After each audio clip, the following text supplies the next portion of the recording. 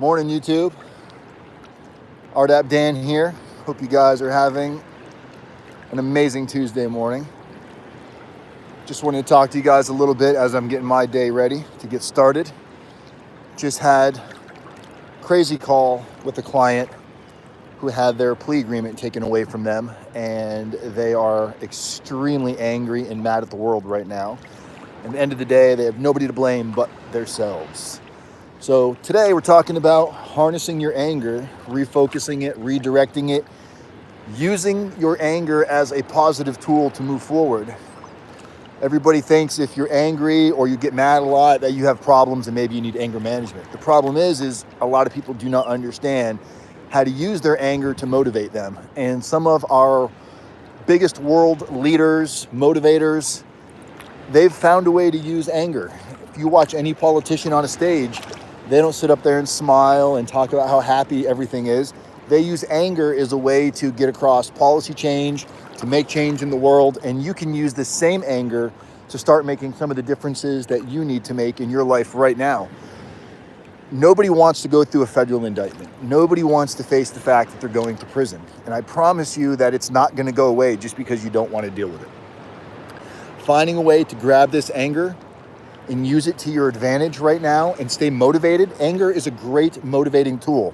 The problem is a lot of people will get angry and just stew in it and do nothing except feel negative, talk about what they have going on in their life and how unfair it is, how the government's out to get them, how nobody understands what they're going through, how this is going to be such a horrible circumstance for their children. And these are all true facts. I'm not saying any that's not true, but what are you doing about it right now? How are you taking this anger and using it as a tool to motivate yourself to the next step and the next level? We had another call from a client last night it was a husband and wife.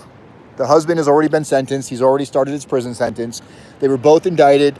She wasn't supposed to be getting sentenced until about 2 years from now, as there's still a lot of individuals in the case that she needs to potentially testify against, as she was a much bigger fish in the indictment. So when they hired us, they paid half to cover his cost and then wanted to pay the other half when she got closer to her own sentencing, which she was under the impression it was going to be years away. Well, I got a call last night on my way to the gym, and she was freaking out. And her attorney notified her last Thursday that her sentencing has been pushed way up because the judge is retiring, and the judge wants to have all of his cases off of his books before the new year. So she now has a sentencing date in December, and she has not done any of the steps to take necessary, other than she might have time to properly do a narrative and maybe prep a little bit for the PSR. But the community involvement that she's had time to do, they hired us a good year and a half ago. And they've done none of this. They haven't taken it serious. She hasn't taken it serious. He didn't have the ability. When they hired us, he was getting ready to get sentenced. So we barely had time to do his narrative and get all of that out of the way. She's had time. She's had over a year to start preparing and doing a lot of the things that we preach and talk about in the roadmaps. And now she's scrambling, and she knows it. She's not in denial. She's not blaming anybody. She's a little freaked out and turning her anger against her attorney and turning her anger against the government on how can they do this. But the reality is this is how it works, guys. You have to plan as if things are going to go fast. Do everything that you can do. Don't waste a minute. Don't sit around thinking, oh, I've got time. Procrastination will fucking destroy your soul. It will rip it out of your chest. It will eat it. It will gobble it. It will destroy it. And it will make it look like the worst experience you've ever dealt with. I'm not a fan of, I'm not the most proactive person in the world. It takes a lot of practice. It's not something that comes natural to everybody. So just because I'm sitting here saying, hey, go be proactive, go get your life started, doesn't mean you're going to get up tomorrow and do it. But do a little more tomorrow than what you did today, and just make baby steps towards the progress of what you need to do to become a better you. I promise things can improve in your life. And I've got so much growth and so much progression to go in my own life that I'm not going to sit here and preach that I have it all under control. I don't. That's why I use every tool available to man, from setting up calendar events for consultations. Because of this call that I just had a little while ago, I had to push off a call, and I've got to do it in about an hour now. But I also need my digression in the day. I need to do the things that are going to allow me to reset my mind. And I'm telling you, for those of you that are going to prison thinking life is over, I thought that once too. But yeah, here I am sitting in South Florida in the ocean. And I'm not doing it to brag or doing it to gloat. I'm doing it because this is what gets my mind centered. If I don't do things like this, you got to realize everybody I talk to is probably getting ready to go to prison or going through something very stressful. And it takes a lot. It's you carry this weight around of other individuals. It's like reliving my own indictment over and over and over again, because even though it's different cases, different circumstances, it's very familiar.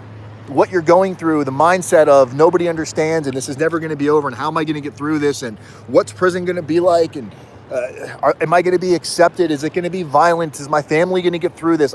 I had all of those same thoughts, all of those same fears, all of those same concerns, and I can tell you much of it was irrational.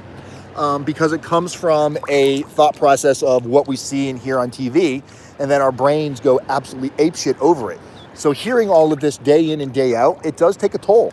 Anybody that's doing prison consulting, or maybe this is why criminal defense attorneys kind of just go off the grid and don't return calls. Either they don't understand the state of mind that many of us are in when we're going through this, or they don't care, or they can't handle that kind of pressure because it carries over into their own life. Whatever it is, it's not excusable, not making justifications for it. But if I don't do things like this and get my own mind clear, I'm no good to any of you. So this is what I come do. I come do this a few times in the morning, or a few times a week in the morning, sometimes earlier, sometimes later in the day. But I know that if I don't do this, if I go too many days without doing this, I become angry, I become short-fused, Or am I making a video about a man gets eaten by a shark because he's an idiot and he's swimming out in the ocean pretty much by himself? Either way, could be entertaining. And if I'm going to get eaten by a shark, I'd like to share it with you guys so there's some proof. Florida man, right? This is another Florida man story. Florida man gets eaten by a shark, and the comments will be like, what was he thinking swimming out in the ocean by himself next to a pier where people are fishing with tons and tons of bait? I don't know. Shark attack. RDAP man killed by minnows. But no, hopefully I don't get attacked by a shark. But now that I'm talking about it, I'm kind of freaking myself out a little bit. But yeah, guys, look, harness your anger. Find a way to use the anger to fuel you to the next step. If you're catching, you have to find these miniature ways of doing things. One of the things that worked for me that I used to do, that I learned from reading a Tony Robbins book, Awaken the Giant Within. You guys have heard me talk about that. I need to put a link in every video to where you can go get your Tony Robbins Awaken the Giant book to make it easier for you guys off Amazon. It's probably like $8 or $9 for the paperback version, and send it to a loved one. Send it to yourself in prison. Put it on your wish list on your Amazon cart and have your family send it to you once you get into prison. It's got great tools, great exercises for the mind, great messages, and you'll feel like it's talking directly to you. But some of the early goals and some of the early lessons and tools that I took from that book was to carry around a little miniature notepad with a little pencil or pen. Just carry it around in your pocket, and you can get these in prison, so I don't think you can't get a little notepad and a little pencil in prison. Absolutely you can. And every time you have these negative, angry thoughts, you make a tick mark on your paper. And making that tick mark is to generate a thought process of, okay, I'm angry, or I'm having a bad thought, or I'm thinking negative. How am I going to use this to fuel this into the energy to do something positive to counteract this negative thought process? And by doing that, you create these measures of achievement. You start doing positive-minded things. You start saying more positive self-talk to yourself.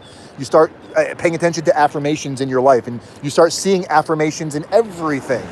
How do you find the positives and negatives? They exist, right? They definitely exist.